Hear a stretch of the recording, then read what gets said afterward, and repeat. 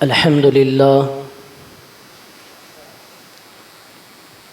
لله رب العالمين والعاقبة للمتقين والصلاة والسلام على سيد الأنبياء والمرسلين وعلى آله وأصحابه أجمعين أما بعد فأعوذ بالله من الشيطان الرجيم بسم الله الرحمن الرحيم۔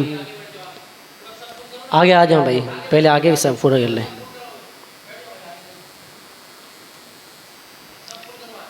ان اللہ وملائکتہ یصلون علی النبی یا ایہا الذین آمنوا صلوا علیہ وسلموا تسلیما۔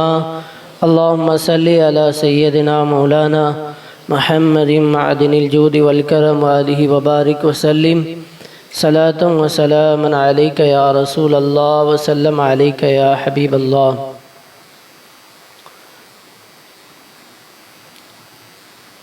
پچھلے جمعہ مدینہ منورہ زادہ اللہ شرفا و تعظیما کے فضائل و مناقب آپ نے سماعت کیے تھے۔ آج بھی انشاءاللہ ہم مدینہ منورہ کی باتیں اور مدینہ کے فضائل و مناقب سماعت کریں گے۔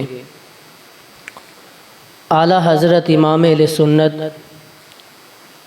امام عشق و محبت الشاہ امام احمد رضا خان محدث بریلوی قدس سرہ العزیز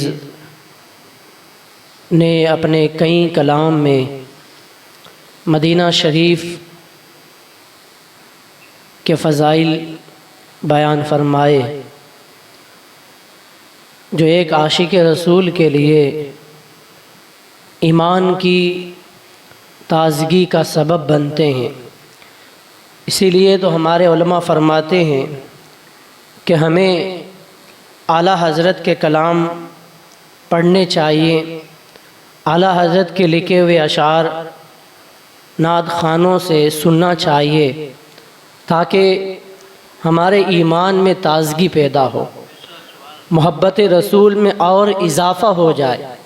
ظاہر سی بات ہے کہ جب ہم آقا علیہ السلام کی بات کریں گے اور آقا علیہ السلام کی تعریف میں لکھے ہوئے اشعار پڑھیں گے اور سنیں گے تو ہماری محبت اور بڑھے گی۔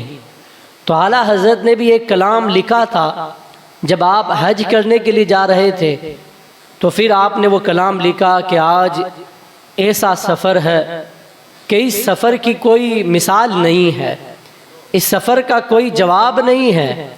اعلیٰ حضرت نے فرمایا شکر خدا کہ آج گھڑی اس سفر کی ہے جس پر نثار جان و فلاح و ظفر کی ہے۔ وہی چند اشعار میں پیش کر کے اعلیٰ حضرت کی زبانی مدینہ شریف کے فضائل آپ کے سامنے بیان کروں گا کہ جب کلام رضا میں لکھے ہوئے اشعار کی تشریح کی جاتی ہے اور ان کے مطلب بیان کیے جاتے ہیں تو پتہ چلتا ہے کہ اعلیٰ حضرت کس عاشق رسول کا نام ہے، اعلیٰ حضرت کتنے بڑے محب رسول کا نام ہے۔ درود پاک پڑھیں، اللہم صلی علی سیدنا مولانا محمد معدن الجود والکرم وآلہ وبارک وسلم صلاۃ و سلام۔ بینی سہانی صبح میں ٹھنڈک جگر کی ہے، بینی سہانی صبح میں ٹھنڈک جگر کی ہے، کلیاں کھلی دلوں کی ہوا یہ کدھر کی ہے، کلیاں کھلی دلوں کی ہوا یہ کدھر کی ہے، شکر خدا کے آج گھڑی اس سفر کی ہے۔ الحمدللہ آج ہمارے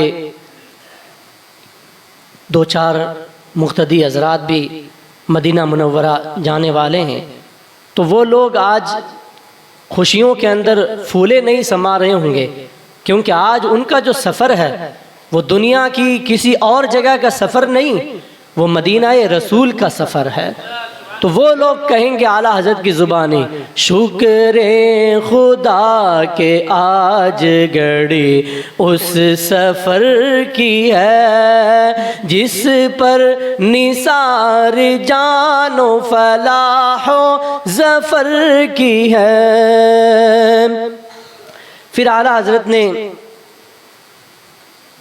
اپنے مدینہ پاک اور مکہ معظمہ میں جو حالات ہیں وہ آپ نے بیان کیے کہ ایک حاجی جب حج کر لیتا ہے، حج کے ارکان سے فارغ ہوتا ہے، اب حج کے ارکان سے فارغ ہونے کے بعد اسے مدینہ طیبہ جانا ہے، سرکار کے روضے کے دیدار کے لیے سفر کرنا ہے، تو اب اس کا عالم یہ ہوتا ہے کہ کل تک یعنی جب وہ طواف کرتا تھا تو گرد کعبہ گھومتا تھا، جب وہ طواف کرتا تھا، عمرہ کرتا تھا تو خانہ کعبہ کے چکر لگاتا تھا، خانہ کعبہ کے ارد گرد پھیرے نکالتا تھا، لیکن جب آج وہ مدینہ جا رہا ہے تو خود خانہ کعبہ اس پر نثار ہو رہا ہے۔ کل تک وہ خانہ کعبہ پر نثار تھا، آج جب وہ مدینہ جا رہا تو کعبہ خود اس عاشق رسول پر نثار ہو گیا کہ جو مدینہ منورہ جا رہا ہے۔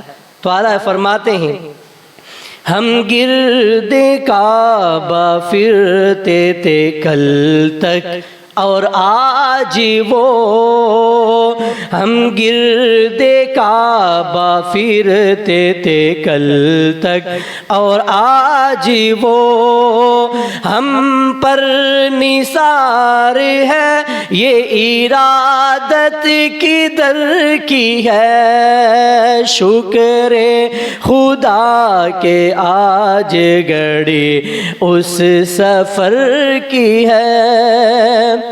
حجر اسود جس کے بارے میں آپ نے پچھلے جمعہ سماعت کیا تھا کہ حجر اسود جو ہے یہ جنتی پتھر ہے، اور حجر کا مطلب پتھر، اسود کا مطلب ہوتا کالا، حجر اسود یعنی کالا پتھر، بلیک اسٹون۔ یہ جب جنت سے آیا تھا تو یہ کالا نہیں تھا، بلیک نہیں تھا، بلکہ بالکل دودھ کی طرح سفید اور وائٹ تھا۔ جب جنت سے آیا تھا تو کالا نہیں تھا بلکہ یہ سفید تھا، لیکن جب لوگ اس کا بوسہ لیتے گئے، لوگوں کے بوسہ لینے کی وجہ سے، لوگوں کے چومنے کی وجہ سے لوگوں کے گناہوں کو اس نے اپنے اندر جذب کر لیا، لوگوں کے گناہوں کو چوستا گیا، اپنے اندر جذب کرتا گیا، تو لوگوں کے گناہوں کی وجہ سے اس کا کلر کیا ہو گیا؟ بلیک ہو گیا۔ اصل میں یہ وائٹ ہے لیکن لوگوں کے گناہوں کی وجہ سے یہ کالا ہو گیا۔ اب حجر اسود کو چومنے کے لیے ہر بندہ آج بھی تڑپتا ہے، اور جب وہ حرم پاک میں پہنچ جاتا ہے تب بھی اس کی سب سے بڑی خواہش یہ ہوتی ہے کہ اس پتھر پر میرے ہونٹ لگ جائیں جس پتھر پر میرے آقا علیہ الصلوۃ والسلام کے لبہائے مبارک لگے ہوئے ہیں، جس کو حضور نے چوما ہے مجھے بھی اسے چومنے کی سعادت مل جائے۔ تو یہ اس کی خواہش ہوتی ہے، لیکن حجر اسود کی کیا خواہش ہے وہ اعلیٰ بیان کر رہے ہیں۔ اعلیٰ حضرت تو عاشق ہیں اور عاشقوں کی بات نرالی ہوتی ہے۔ حجر اسود کہتا ہے ان لوگوں سے کہ جو حج کرنے کے بعد مدینہ جا رہے ہیں، ان لوگوں سے حجر اسود کہتا ہے کہ تم مدینہ جا رہے ہو، تمہارے دلوں پر، تمہاری پیشانی پر جو گناہوں کی کالک لگی ہوئی ہے، گناہوں کی وجہ سے جو نحوست لگی ہوئی ہے، مدینہ جا کے تم اس کالک کو چھڑا دو گے، اس کالک کو اور اس کالی دبوں کو تم اتار دو گے مدینہ جا کر۔ تو حجر اسود کہتا ہے حاجیوں تم بڑے خوش نصیب ہو، مدینہ جا رہے ہو، اپنی جبین پر، اپنی پیشانی پر، اپنے دلوں پر لگی ہوئی گناہوں کی گندگی کو صاف کرو گے۔ کاش تم لوگ مجھے بھی اپنے ساتھ مدینہ لے جاتے تو میرے اوپر جو کالک اور بلیک میل حاجیوں کے گناہوں کا لگا ہوا ہے میں بھی مدینہ جا کر اس میل کو چھڑا دوں۔ یہ حجر اسود کی خواہش ہے جو اعلیٰ حضرت بیان کر رہے ہیں کالک جبیں کی سجدہ در سے چھڑاؤ گے، کالک جبیں کی سجدہ در سے چھڑاؤ گے، مجھ کو بھی لے چلو یہ تمنا حجر کی ہے، مجھ کو بھی لے چلو یہ تمنا حجر کی ہے، شکر خدا کہ آج گھڑی اس سفر کی ہے۔ خانہ کعبہ آپ نے دیکھا ہوگا، جنہوں نے زیارت کی ہے وہ جانتے ہیں، اور جنہوں نے تصویروں میں دیکھا وہ بھی جانتے ہوں گے کہ خانہ کعبہ کے پاس ایک گول دائرہ بنا ہوا ہے، بالکل میزاب رحمت کا پانی اس گول دائرے کے اندر گرتا ہے۔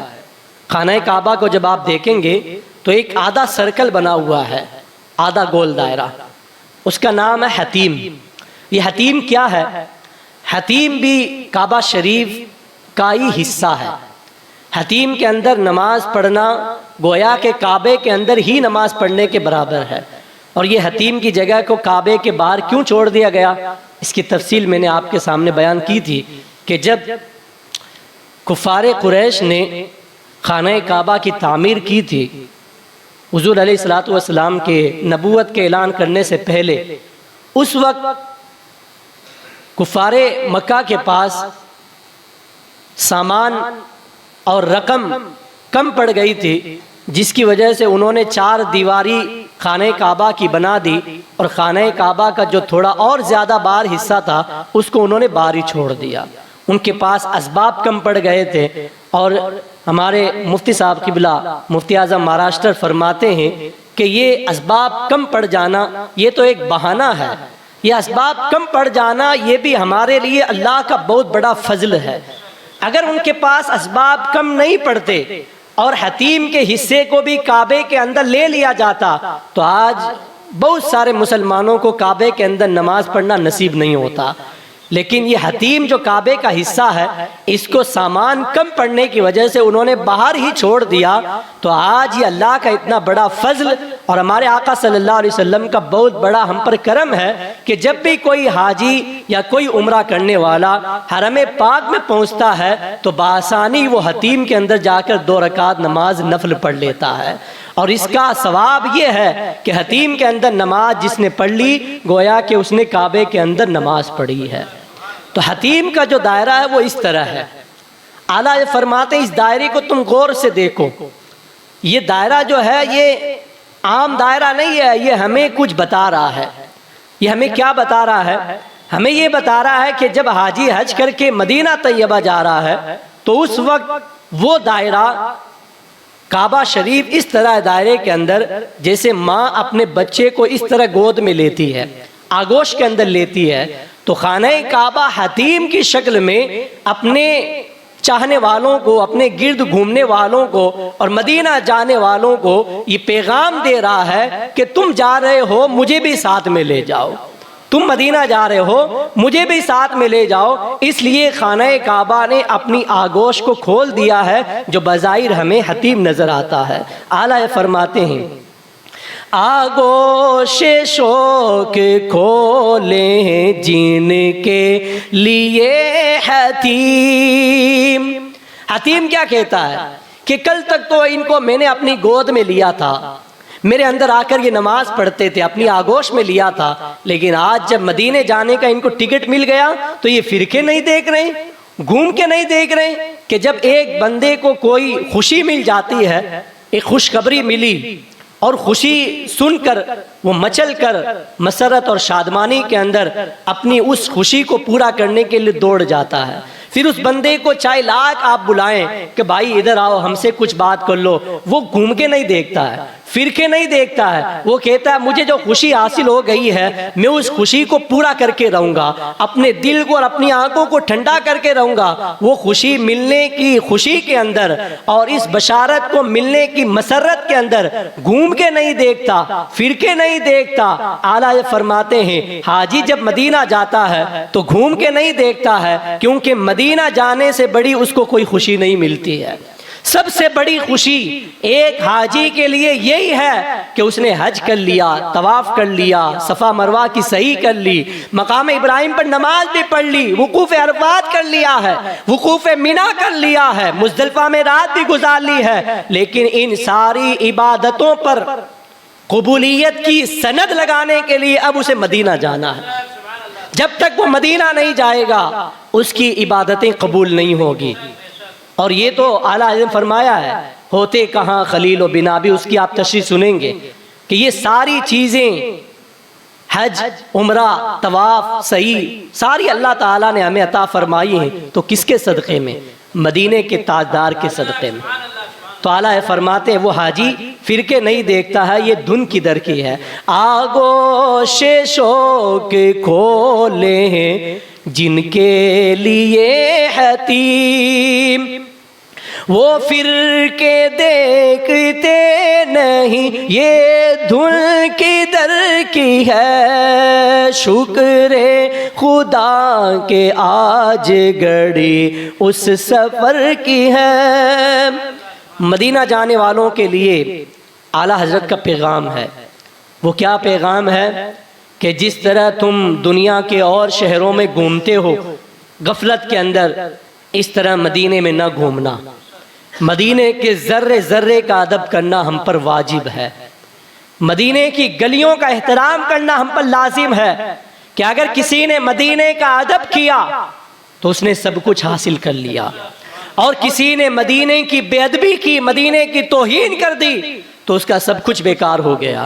تو اعلیٰ حضرت حاجیوں سے کہتے ہیں اے حاجیوں, یہ رہے مدینہ ہے. رہے مدینہ یعنی یہ مدینے کا راستہ ہے, یہ مدینے جانے کا راستہ ہے, کوئی دنیا کے کسی اور شہر جانے کا راستہ نہیں ہے. اس کو غفلت میں نہ گزار دینا. یہ تو وہ راستہ ہے کہ ہم اگر اپنے قدموں کو اوپر کر کے سر کے بل چلیں تب بھی اس کے ادب کا حق نہیں ادا کر سکتے.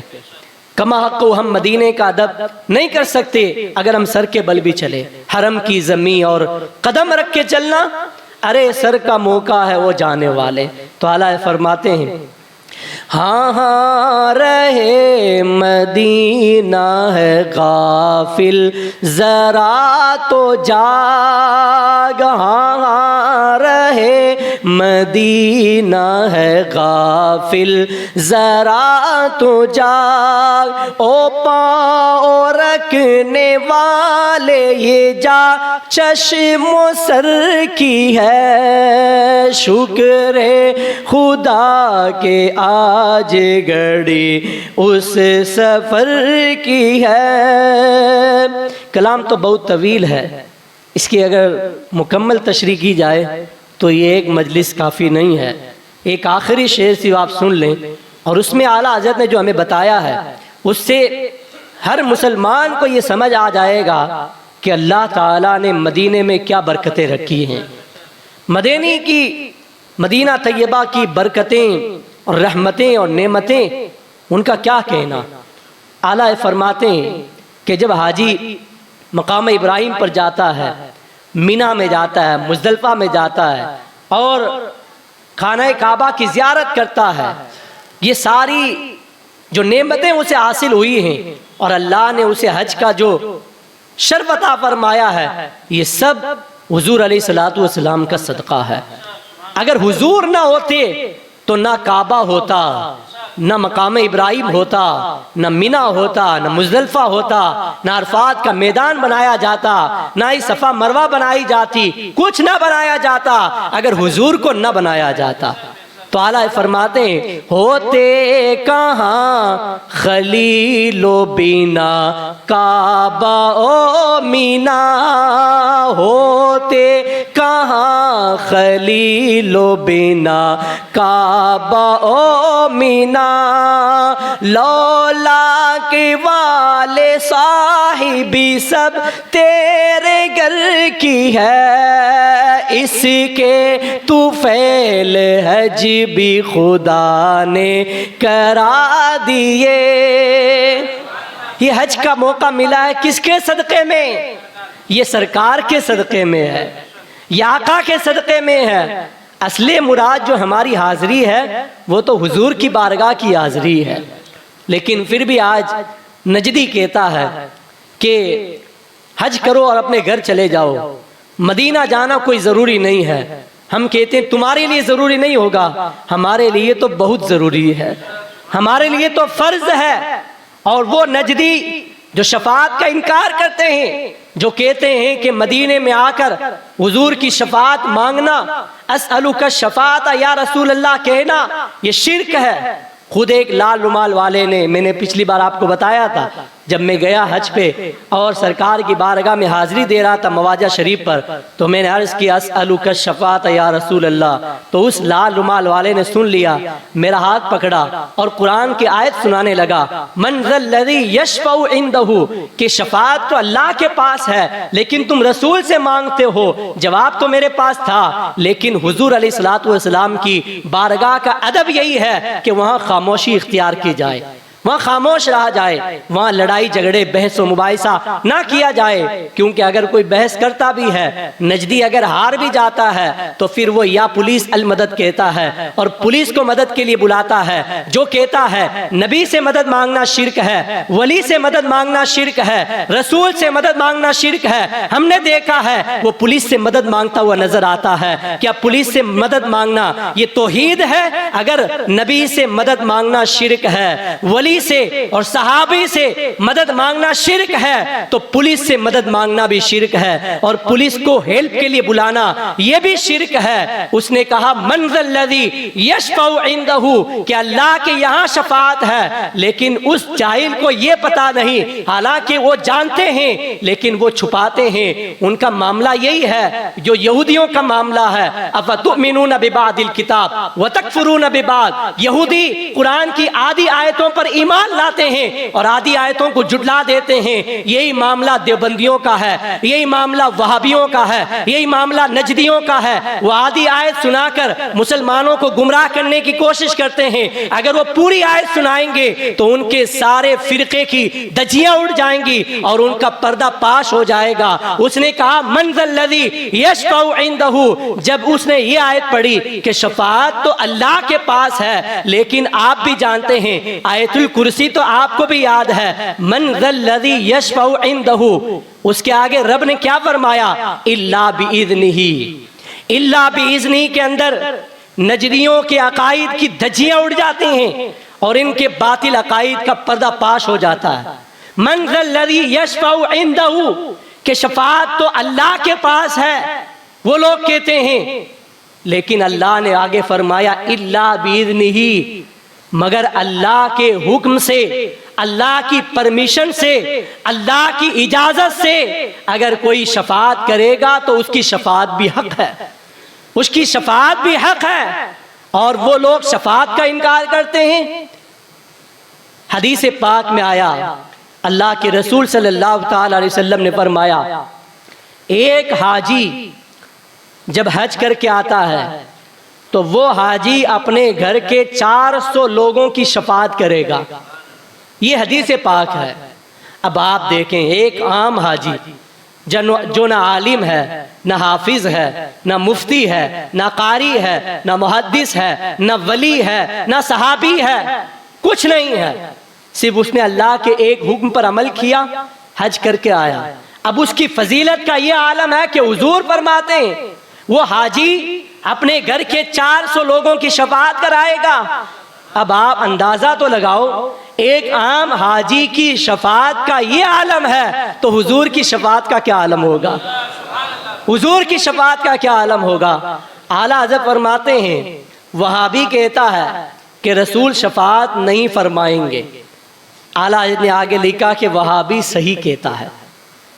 وہابی نے کیا لکھا؟ کہ حضور شفاعت نہیں کریں گے، اعلیٰ فرماتے ہیں صحیح کہتا ہے، اس کی نہیں کریں گے، ہماری کریں گے۔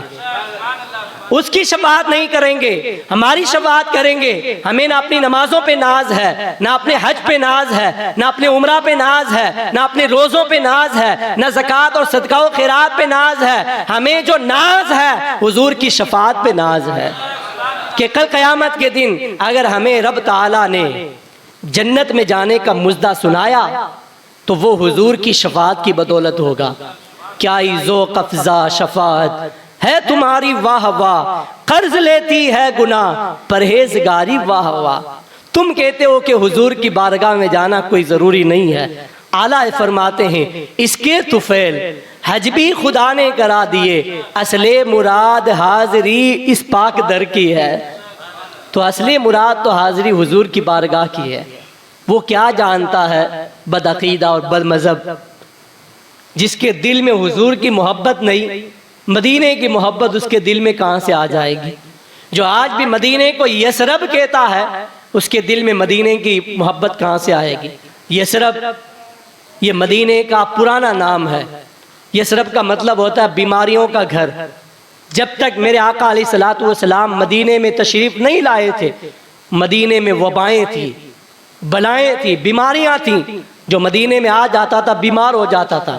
لیکن میرے آقا کے قدموں کی برکت سے اللہ نے یثرب کو مدینۃ الرسول بنا دیا ہے۔ اب اگر کوئی مدینے میں آتا ہے تو بیمار آتا ہے تو شفا یاب ہو کے جاتا ہے۔ اللہ کے رسول صلی اللہ علیہ وسلم نے فرمایا اللہ تعالیٰ نے مدینے کی مٹی میں شفا رکھی ہے۔ آج بھی کوئی حاجی جاتا ہے تو اس کے ماننے والے اور اس کے احباب، اس کے دوست و احباب، رشتہ دار اس سے کیا کہتے ہیں؟ میرے لیے کچھ مت لانا، مدینے کی مٹی لے آنا۔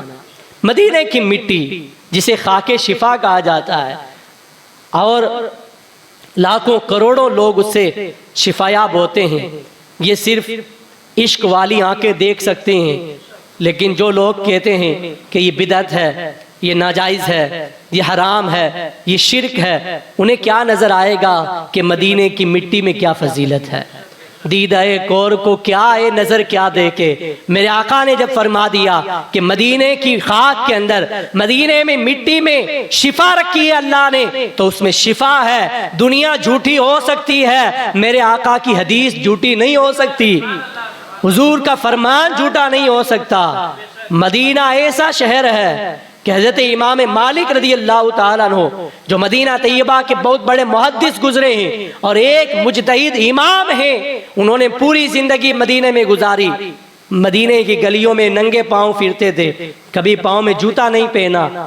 مدینے کی ادب کی وجہ سے ایک بار ان کے پاؤں میں کانٹا چبھ گیا تو اس کانٹے کو آپ نے نکالا نہیں، بلکہ بڑے آہستہ آہستہ اپنے قدم کو رکھتے تھے کہ یہ کانٹا نکل نہ جائے۔ شاگردوں نے عرض کیا حضور آپ کو اس کانٹے کی وجہ سے تکلیف ہو رہی ہے، ہم اس کو نکال دیتے ہیں۔ فرمایا یہ دنیا کا کوئی عام کانٹا نہیں ہے، یہ مدینے کا کانٹا ہے، یہ مدینے کا کانٹا ہے، یہ نکالنے کے لیے نہیں، یہ اپنے دل میں رکھنے کے لیے ہے، دل میں رکھنے کے لیے ہے۔ اور پوری زندگی آپ نے اس کانٹے کو اپنے پاؤں میں رکھا، اور یہ آپ نے اپنا یقین جانا کہ اللہ تعالیٰ قیامت کے دن میری شفاعت فرمائے گا، تو اسی رسول اکرم صلی اللہ تعالی علیہ وسلم کے شہر کے ادب کی وجہ سے میرے لیے ذریعہ نجات بن جائے گا۔ یہ ان کا ادب تھا، یہ ان کا احترام تھا۔ جب بزرگان دین مدینہ طیبہ میں حاضری دیتے تھے تو آپ سیرت پڑھیں، تاریخ کی کتابیں پڑھیں، واقعات پڑھیں، وہ اتنا ادب کرتے تھے۔ اعلیٰ حضرت کے ہم اثر ایک عالم دین ہیں علامہ یوسف نبہانی رحمت اللہ علیہ ان کا نام ہے۔ وہ جب مدینہ طیبہ جاتے تھے تو مسجد نبوی شریف کے باہر ہی حضور کی بارگاہ میں حاضری دیتے تھے، واپس پلٹ کر اپنے شہر چلے جاتے تھے۔ روزانہ لوگ ان کو عرض کرتے تھے کہ حضور آپ سرکار کے روزے پر جالی مبارک کے پاس کیوں نہیں جاتے؟ مسجد نبوی شریف کے اندر کیوں نہیں جاتے؟ حضور کی بارگاہ میں کیوں نہیں جاتے؟ تو آپ فرماتے تھے حضور نے یہاں تک بلا لیا، یہ کیا کم ہے میرے لیے؟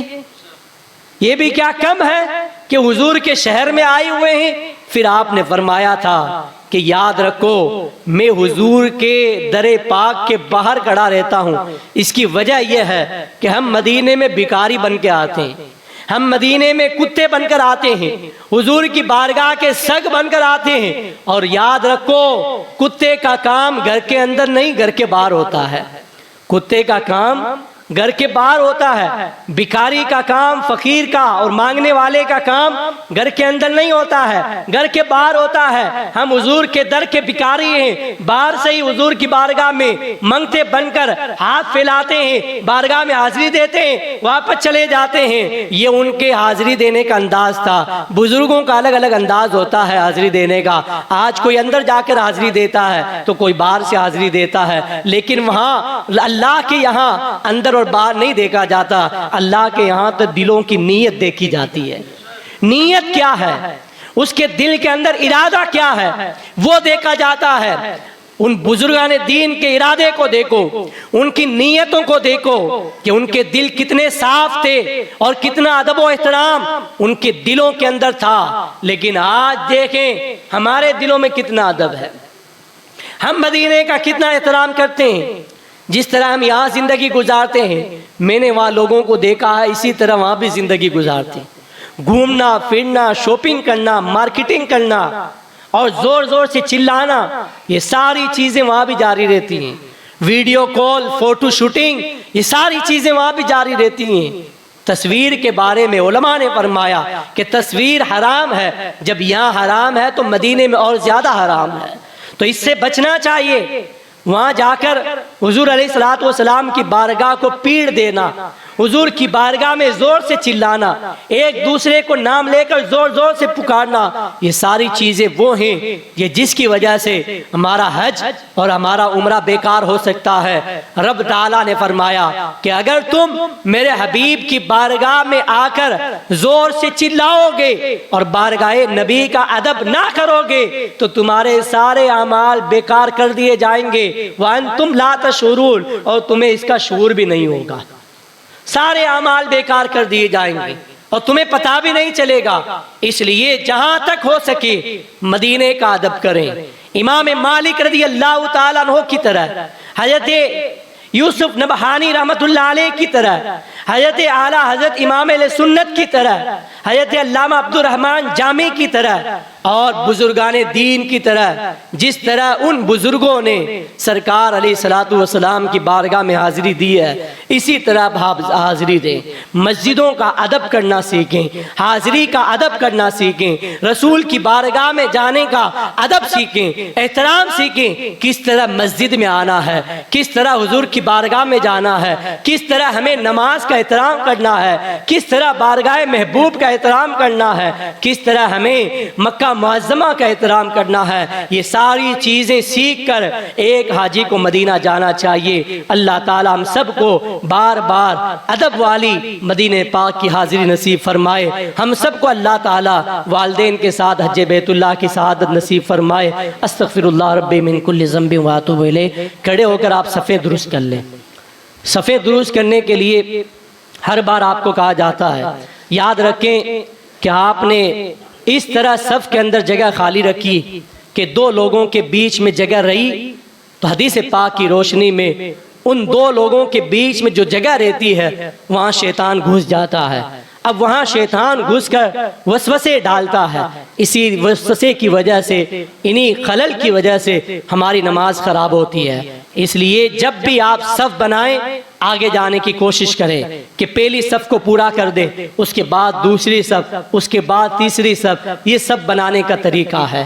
اور صف جب بھی بنائیں کندھے سے کندھا ملا کر کھڑے رہیں، دو لوگوں کے بیچ میں بالکل جگہ نہ رہے، اور اپنے دونوں پاؤں کے بیچ میں 4 انگل کا فاصلہ رکھیں۔ بہت سارے لوگ اپنے پاؤں کو پورا چوڑا کر کے کھڑے ہو جاتے ہیں کہ دوسرے کو بھی تکلیف ہوتی ہے، بازو والے کو بھی تکلیف ہوتی ہے، اور جگہ بھی اس کے اندر زیادہ جاتی ہے۔ دونوں پاؤں کے بیچ میں 4 سے 5 انگل کا فاصلہ رکھیں۔ یہی صف کے اندر کھڑے رہنے کا طریقہ ہمیں حدیث پاک میں بتایا ہے۔ آپ نماز قرآن کے مطابق، شریعت مصطفیٰ کے مطابق پڑھیں گے تو انشاءاللہ یہ آپ کی نماز آپ کو برائیوں سے بچائے گی اور بے حیائیوں سے بچائے گی۔ اللہ تعالیٰ ہم سب کو عمل کی توفیق عطا فرمائے۔ استغفر اللہ رب